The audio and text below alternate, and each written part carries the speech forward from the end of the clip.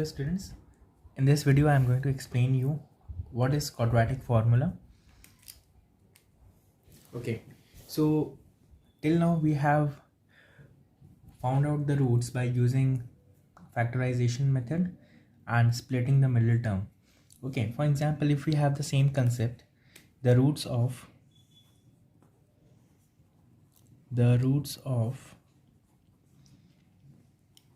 ax square plus B X plus C, अभी तक हम इसी के रूट्स ढूंढ रहे थे मिडिल टर्म को स्प्लिट करके. ओके, ये क्वाड्रेटिक फार्मूला एक नया फार्मूला है जिसकी मदद से हम ये सेम काम कर सकते हैं and it is very simple. Okay, चलो देखते हैं कैसे करना होगा इसे. Are also given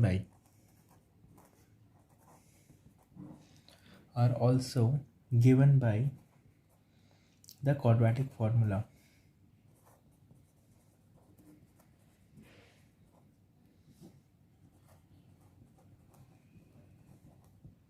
Okay, ax square plus bx plus c equals to 0, and the formula is x equals to minus b plus minus under root b square minus 4ac upon 2a. As you can see over here, this is plus and this is minus, so this can be written as x equals to minus b plus under root b square minus 4ac upon 2a. Also we need to consider the minus sign as well, so this will be minus b square minus 4ac upon 2a. Okay, so this is plus over here and this is minus over here. Now we need to understand one more concept of discriminant, and that is d. Okay, d is nothing but b square minus 4ac. Can you see over here, b square minus 4ac? Okay, so that is nothing but the discriminant. Okay, so the same formula can be written as x equals to minus b plus minus under root d upon 2a. And on the basis of this discriminant we are going to understand कि कोई भी question के roots या फिर x की values हमें मिलेंगी या नहीं मिलेंगी. ओके, उसके कुछ रूल्स हैं, वो मैं समझाता हूँ. Pay attention. Okay, for example the first condition is if this d is equals to 0, sorry, greater than 0, अगर d की value, first before solving this entire thing we need to find what is b square minus 4ac. ठीक है, अगर इस d की value 0 से ज़्यादा होती है देन जो रूट्स मिलेंगे ना, या फिर जो x की वैल्यूज़ होंगी, रूट्स एग्जिस्ट करेंगे एंड वो डिस्टिंक्ट भी होंगे. डिस्टिंक्ट कहने का मतलब कि वो अलग अलग होंगे. ठीक है, so real roots and distinct. If second condition, if d equals to 0 अगर हो जाता है, अगर d की वैल्यू 0 हो जाती है तो this entire term will get 0. ठीक है, 0 हो जाएगा. उस केस में हमारे पास दो रूट्स होंगे. सो two real roots and surprisingly they will be equal. two real roots होंगे and वो equal होंगे, मतलब x की जो वैल्यू आई ना उसे हमें 2 बार लिखना होगा. ठीक है, एक ही वैल्यू अभी मिलेगी बट उसके हम लिखेंगे 2 बार. 2 रियल रूट्स और वो इक्वल होंगे. ठीक है, जैसे हम क्वेश्चंस करेंगे ना समझ में आ जाएगा, डोंट वरी. थर्ड कंडीशन होगा अगर डिस्क्रिमिनेंट जो है वो 0 से छोटा होता है. इस केस में under root d that is b square minus 4ac does not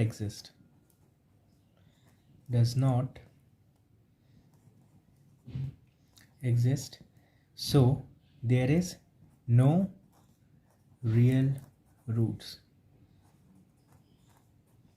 ठीक है, ये एग्जिस्ट ही नहीं करेगा तो कोई सवाल ही नहीं उठता कि हमें आंसर मिलेगा. So what will be the answer है? No real roots. Okay, so this is the theory of quadratic formula. This is very simple. Don't get confused or don't doubt that ये कर पाएंगे या नहीं. ये बहुत ही सिंपल है. Formula is minus b plus minus under root b square minus 4ac upon 2a. Fine. Now I'll be explaining you about completing the square method. Hello students, in this video we are going to see completing the square method. The roots of ax square plus bx plus c equals to 0. हमने पहला method देखा था factorization. Then we have seen quadratic formula की मदद से हम कैसे x की वैल्यू निकाल सकते हैं. अभी हम सीखने वाले हैं कंप्लीटिंग द स्क्वायर मेथड.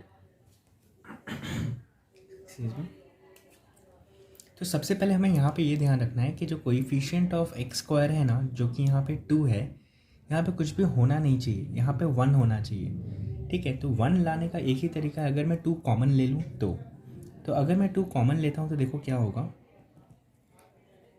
यहाँ पे हो जाएगा x square minus 5/2x plus 3/2 equals to 0. Okay, I hope ये समझ में आया होगा. नीचे 2 कैसे आया, मैं फिर भी एक बार समझा देता हूँ. देखो,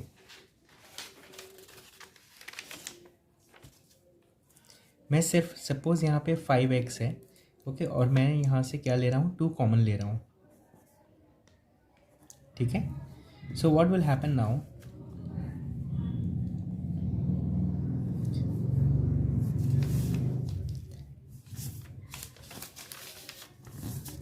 देखो यहाँ पे क्या है, 2x square minus 5x plus 3 है.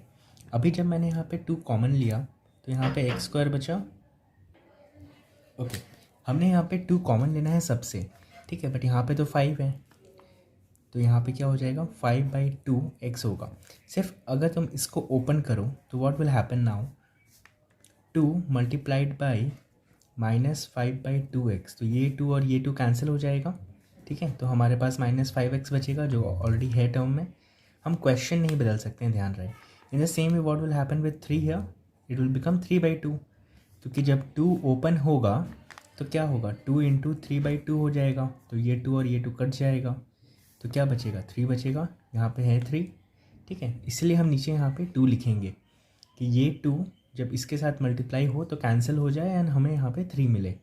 ठीक है, आई होप ये समझ में आ गया होगा. Okay, now what we have to do, this 2 will go down. Okay, so this will become x square minus 5/2x plus 3/2 equals to 0. Okay, this is the first step wherein you have to keep the coefficient as 1. So I'll just write it down, this is as first step. Okay, now second step is you need to send this constant on the other side. So second step is x square minus 5/2x equals to minus 3/2. What you have done, you have sent the constant term this side. Fine, now this is the main step. Okay, third step is the main step. I'll be explaining you. Third step, as you can see over here, this is minus 5/2. Okay, अभी हमें sign से कोई लेना देना नहीं है, हम सिर्फ कोएफिशिएंट को देखेंगे. 5/2 हमें क्या करना है, इस 5/2 को हाफ से मल्टीप्लाई करना है, इसको हाफ करना है बेसिकली. ठीक है, फॉर एग्जांपल अगर मैं तुम्हें कहता हूँ कि 6 का हाफ करो, so you can multiply 6/1/2. So what will happen, 3 इसका आंसर आएगा. इन द सेम वे 5/2 जो कि मिडिल टर्म था उसको हाफ करना है, तो आंसर क्या आएगा, 5/4. नाउ दिस 5/4 को तुम्हें स्क्वायर करना है. ठीक है, स्क्वायर किया, उसके बाद plus 5/4 square and minus 5/4 square, ये टर्म यहाँ पे लिखना होगा. ओके, ये हमें मालूम ही है, जब हम प्लस माइनस करते हैं तो बेसिकली हम जैसे +2 है और -2 है, ये कैंसिल ही हो जाएगा, तो क्वेश्चन में कुछ फ़र्क नहीं पड़ेगा. ठीक है, बट इसका इंपॉर्टेंस नेक्स्ट स्टेप में समझ में आएगा. आई होप ये समझ में आ गया. ये बहुत ही इंपॉर्टेंट स्टेप है, मैं फिर से एक बार रिपीट कर देता हूँ. सबसे पहले जो भी मिडिल टर्म है ना उसको हाफ से मल्टीप्लाई करेंगे, ठीक है। जो भी टर्म आएगा उसको फिर हम करेंगे उसका स्क्वायर, ठीक है। उसके बाद हम उसका प्लस एंड उसको माइनस करवाएंगे एंड फिर हम मेन सम में लिखेंगे। तो देखो कैसे करना है। तो मैं डायरेक्टली लिखता हूँ x square minus 5/2x plus 5/4 square minus 5/4 square equals to -3/2। I hope ये समझ में आया। ओके, अब इसको बहुत ध्यान से देखो, सिर्फ इस टर्म को ध्यान से देखो, पहले फर्स्ट 3 टर्म्स को। ये कुछ जाने पहचाने लग रहे होंगे। ये है x minus 5/4 the whole square. इन दोनों टर्म्स को तो हमने कुछ किया ही नहीं है, तो ये जैसे हैं वैसे लिख दो। 5/4 होल स्क्वायर इक्वल्स टू -3/2। अब ये टर्म में कैसे चेंज हुआ वो मैं समझाता हूँ। देखो, अगर मैं इसको ओपन करूँ, this is a minus b the whole square, तो x माइनस 5/4 को अगर मैं ओपन करूँ, देखो मुझे ये वाला टर्म मिलेगा, x square minus 2ab plus b square 5/4 whole square. इसको ओपन करो, क्या मिलेगा, एक्स स्क्वायर, ये 2 और ये 2 कैंसिल हो जाएगा, सो 5/2x प्लस ये क्या होगा 5/4 द होल स्क्वायर। अभी कंपेयर करके देखो, सेम टर्म है, एक्स स्क्वायर है, यहाँ भी एक्स स्क्वायर है, -5/2x है, हाँ है, 5/4 the whole square, 5/4 the whole square है, ठीक है। तो this is what basically a minus b the whole square equals to a square minus 2ab plus b square. Fine, I hope ये समझ में आ गया है। एंड ये जो माइनस का टर्म है ना, ये माइनस साइन जो है ना वो यहाँ से आया है। सपोज करो अगर यहाँ पे प्लस होता ना तो हम यहाँ पे प्लस लिखते। यहाँ पे एक और ध्यान देने वाली बात है, ये दिस पार्ट,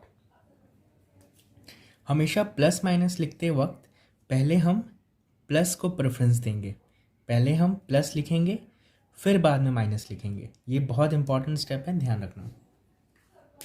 ओके, चलो आगे देखते हैं फिर क्या करेंगे। Now this will be x minus 5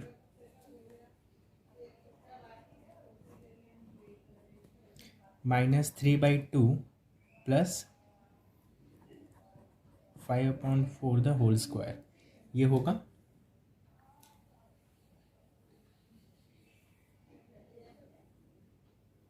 okay, next step will be x minus 5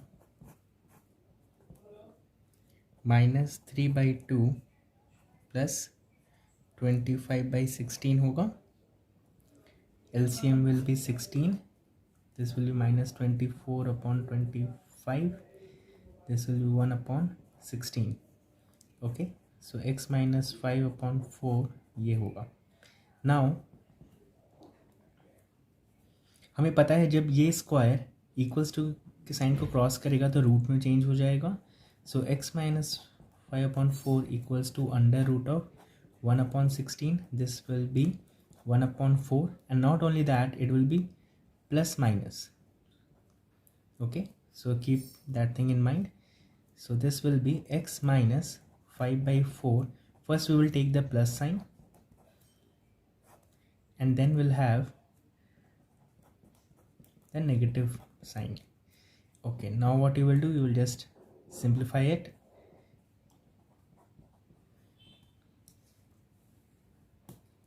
So 4 is the LCM, this will be 1 plus 5, this will be 6/4,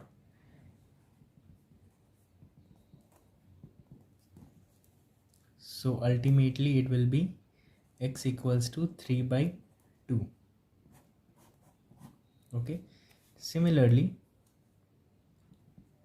x equals to -1/4 plus 5/4, 4 will be the LCM, -1 plus 5, this will be 4 upon 4, this will be 1. Okay, so just complete it. So this will be your answer. I hope you have understood. This is completing the square method. मैं एक बार फिर से revision करवा देता हूँ. First step क्या होगा, हमें एक्स स्क्वायर का कोएफिशिएंट 1 चाहिए. ठीक है, तो हमने कॉमन लिया, फाइन. उसके बाद सेकेंड स्टेप क्या होगा, कांस्टेंट को अदर साइड पे सेंड करना, RHS साइड पे सेंड करना. Okay, third step is the main step, जहाँ पे जो भी मिडिल टर्म होगा उसको हम हाफ से मल्टीप्लाई करवाएंगे. ठीक है, सो जो भी टर्म आएगा उसके बाद हम उसको स्क्वायर करेंगे, उसके बाद उसका पहले प्लस साइन लिखेंगे और उसके बाद में माइनस साइन लिखेंगे. ठीक है, तो ये स्टेप होगा थर्ड स्टेप, जो कि मैंने यहाँ पे लिखा है +5/4 square minus 5/4 the whole square. ठीक है, उसके बाद फिर हम सिंप्लीफाई करेंगे and will get the values. I hope you have understood this method. Thank you.